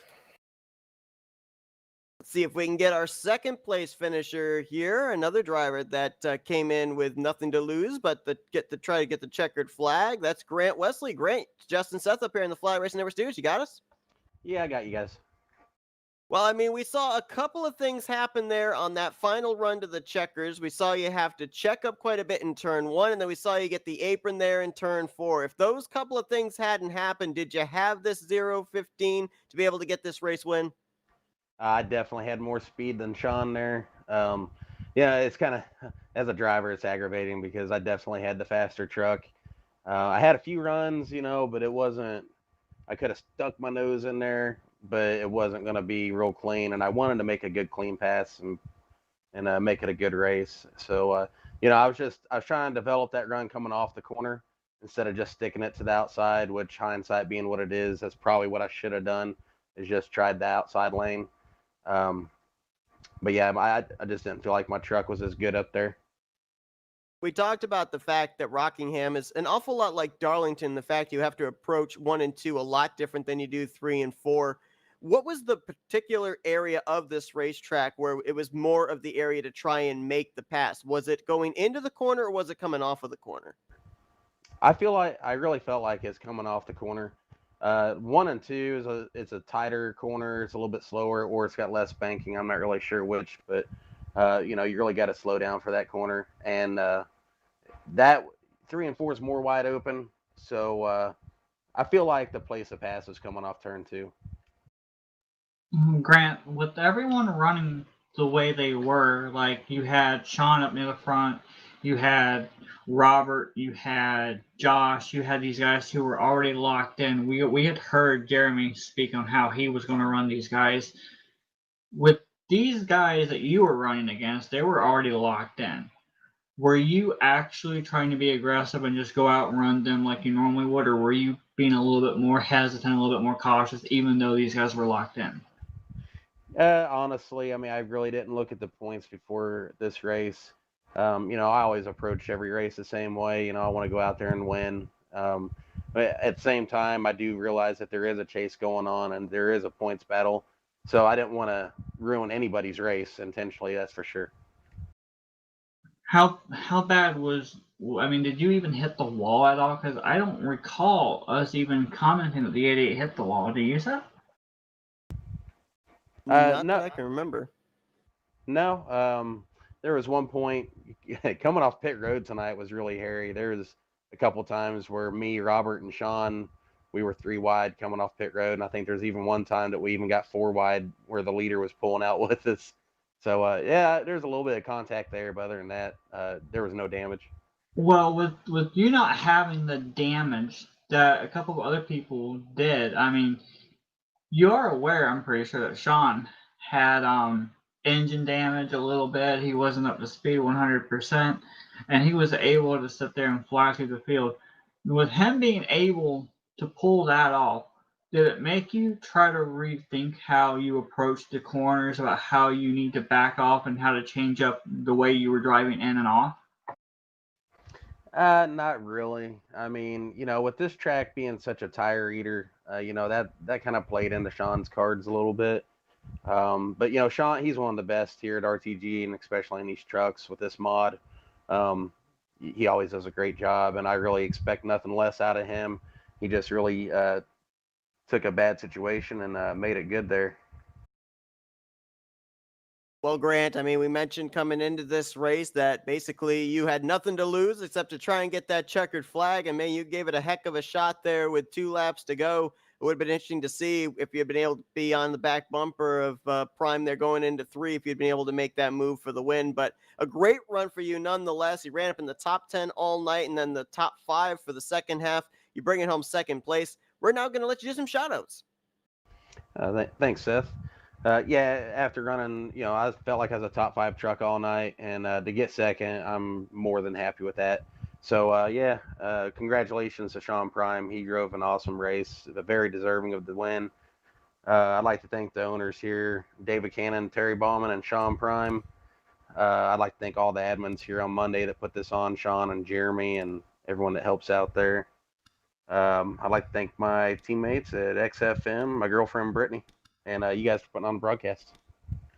That's Grant Wesley, brings it home P2 here tonight at Rockingham. Once again, congratulations on a great run there, Grant, and we look forward to seeing what you're able to do here in the final 5 races of the season. Thanks. All right, last but not least, let's bring our race winner down in victory lane. Now 3-time winner, and we'll have the number 1 seed going into the playoffs, and that is Sean Prime. Sean, it's Seth and Jess up here in the Flatout Racing Network studios. You got us? I do. Catching my breath. Did you have fun? Well, we certainly did. And, obviously Jess had the tap in there to race control. We heard the 2 words, engine damage. How does a truck with engine damage work its way back up to the front and hang on for the race win? Yeah, before all the black helicopters start circling, I couldn't believe it. I got together. I know if there's somebody behind me too, it's so hard to tell out the mirrors. Jeremy and I got together at one point, and I don't know if I hooked back bumpers with Zach or somebody, and it just shot, it just ricked off. I don't know if you guys were watching then, and just bashed the right front right into the wall, and just enough to say, whoa, and then spotted to call it out. And I look at them like, you got to be kidding me. And you can see on pit road, it was like 40 seconds on pit road. And I managed to get a little more damage rubbing the wall after that. But it was just amazing. I was the beneficiary of a couple lap newer tires to race my way back up inside the top 10, and then everything fell where I needed it to. And my hands are still shaking. I've been doing this a long time. I'm the old man here, and as far as the guys running up there, and I have won a lot of races. I couldn't tell you. I don't count. I don't care to count, and I've won a lot of championships. Don't know how many. Don't count. Don't care to count. But I remember races that mattered and were fun as heck. And my God, this one is up there. And again, if those guys don't get racing so hard for second, they eat me up, and I'm like, okay, I can take care of my tires for another lap. Up now it's gonna be Grant that's coming. Up, this Jeremy's coming. No, wait, Robert and Josh are coming. No, and Grant got there. I was just waiting. He should have gone. See, notoriously, we run the prime line here, and that's me running high in 1 and 2, like on the wall. And you probably saw me doing it a couple times tonight. But with the motor damage just enough, I couldn't do it because I couldn't get the speed, to make up for that extra distance by rocketing down the backstretch. So I was married to the bottom. Unusual zone for me.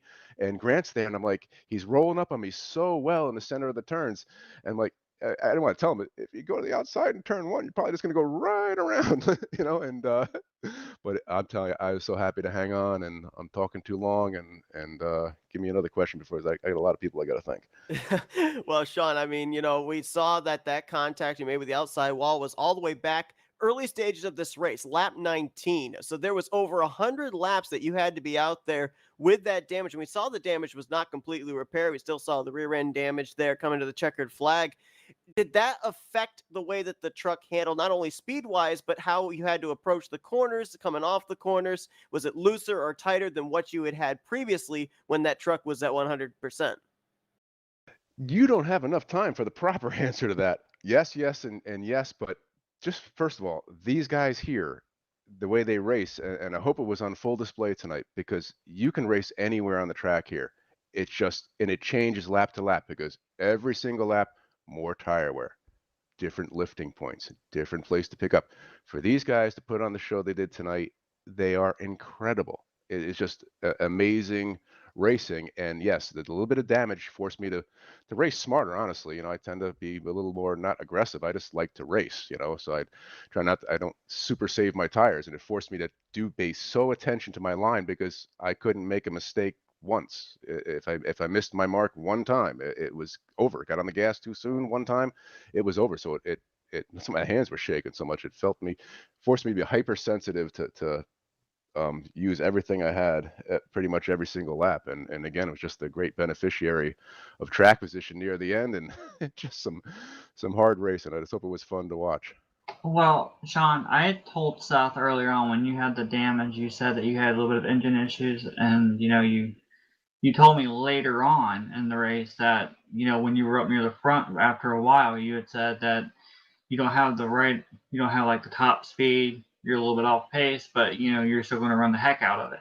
Now, I had told Seth earlier on when Seth alluded to like, hey, Sean's got really no worries, he's already locked in, and I said, yeah, Sean, knowing that he's already locked into the chase, he can just go out there and ride around and just if people get in trouble, he can just gain positions and just ride and relax. He's got really nothing to lose.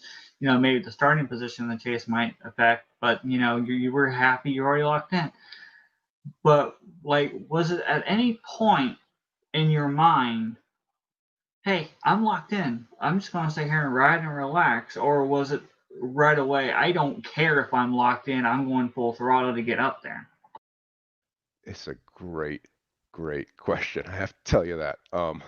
I we're racers, we're competitive. Of course, I was dejected because seeing to get damaged because I really felt like I wanted to put on a bit of a show here, at least get up there and try to put on a show with everybody because we have so much fun racing here, and just missing out on that, I was upset about. And I was in the back, and I honestly thought about eyeing the sky in the race at that point. I said, if am I going to be a couple fries short of a Happy Meal, this might not be fun because I'll get up there but not be able to do anything, if I'm even lucky. But it just fell. I mean, it wasn't, I had enough speed clearly, and it just forced me to be perfect and race great. But those things aside, one of the best benefits of this one is, and I've won my fair share of TV races, that's for sure. But my wife was watching this one live, and she never got to see me win one live. So that's extra cool. So I really thank you guys for that. I told Seth earlier on, Sean, that I have raced in so many leagues, with the realistic damage, with open setup and fixed setup and etc. I have never before ever seen someone who had engine damage, come back and actually sit there and say, well, I got problems, but end up winning it and just pulling away like you did toward the end of that and actually commanding that lead the way you did. So congratulations on that. That was one heck of a comeback that you pulled off. Well, I really appreciate it, and I just want to thank everybody here at Rolling Thunder Gaming and everyone. And like I said, best guys in the world to race with, just best guys in the world to come in and forget about life and have a damn good time with. And they're just such great racers. It's a joy. So when you win one, yeah, it's definitely cool. And this one was maybe not deserved it, but I'll take it for sure because I raced for it. You definitely did, no doubt about that, Sean. Not only that, but picking up your third win of the season, you now head into the playoffs as the number one seed. So congratulations on that. I know we look forward to seeing what you're going to be able to do when the playoffs kick off at Chicagoland. But we're now going to turn the microphone over to you and let you do some shout outs. Oh God, I just want to thank the whole crew here, David and Terry and then Josh and Jeremy and Dante and everyone who runs the Monday night show for us, but just really all the drivers, because this thing is nothing without the drivers, and the guys that run it, we're just drivers too, and it works. It's always worked because we just got a great dynamic and a great group of guys and just great fun racing. So shout out for everybody, and Thanksgiving and Veterans Day coming up this week, so shout out for sure to all of our veterans. It's such an important time, and they need to be taken care of, past, present, and future. So shout out to them, and the best to all you guys on a great broadcast. That's Sean Prime. He ends off the regular season and begins the playoffs with a lot of momentum. He captures his third win of the season here tonight with a wounded truck taking the checkered flag at Rockingham. Congratulations once again, Sean, and good luck next week as you begin your run towards that championship trophy. Thank you. And as I'm looking here at the schedule that they've already run and the schedule that they're heading into, of those 3 wins that Sean Prime has gotten, one of them came at Kansas Speedway. And we're heading to Chicagoland next week, Jess, another 1.5-mile track. So do we say maybe advantage Prime here with the momentum here ending off the regular season? Well, I mean, he certainly has the momentum moving forward right now, and he's in a really good spot, especially overcoming what he just overcame with the engine damage, knowing what he's capable of doing, knowing what he can do. Very comfortable. We've always heard that Michigan Auto Club, and then you have, Kansas and Chicago. They are always labeled as sister tracks to each other. I mean, I would put him in a good position to win, at Chicagoland. But I mean, I wouldn't count out like this other driver by the name of Jeff Supta, and then you've got this other driver by the name of Robert Balcom, which we have seen what he can do. Interesting. If we're looking at last year's standings, we ended up having 5 of the drivers that are in the playoffs this season. They were in the playoffs last season.